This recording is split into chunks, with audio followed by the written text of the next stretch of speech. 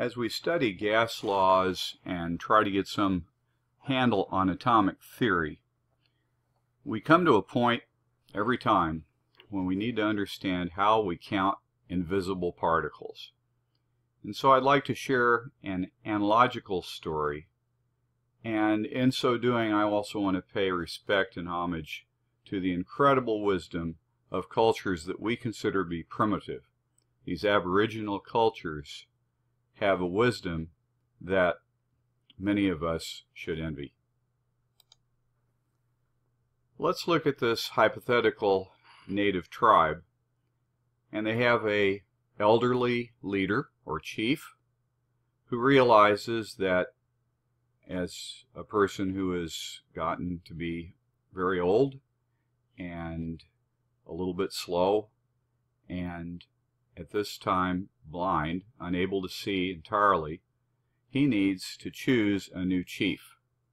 And so in so doing, he comes up with an interesting method. He's going to choose as chief the warrior in his tribe who has the most horses. Obviously someone who has ambition and has achieved a certain amount of success. However, he knows, and his tribe knows, that he has lost his eyesight. He cannot actually see horses. Moreover, as an Aboriginal tribe, they do not have a counting system. And so they ask him, how are you going to determine which of these warriors has the most horses? How can you count when you can't see, and without a numeral system, you can't count? So he said, just bring the horses here.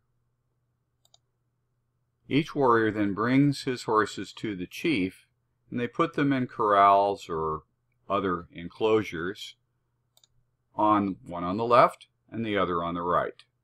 And he instructs them to bring them forward two at a time, one from the left and one from the right.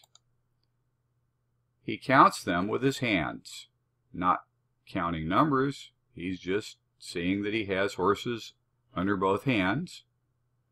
And when one side runs out of horses, obviously the other has more horses, and therefore the one that didn't run out of horses is the chief. We can also ask, what if they both run out at the same time? You can answer that question. So, what do you conclude? Well, getting to the realm now of chemistry. If we can pair up the particles of gases that we want to count, we don't actually need to enumerate the particles of the gases, do we? If we can pair them up and then see which one runs out first, then we know which one had more particles, the other one. Moreover, the least we could do is if they run out of particles at the same time, we would know they would have equal numbers of particles. And so we turn to an important quest. And our quest takes us to the dawn of the 19th century, way back even before Dalton proposed his atomic theory. People were doing chemical reactions with gases. And this is where we will go with our video. The next thing in our series is a video called Gases and How They Combine.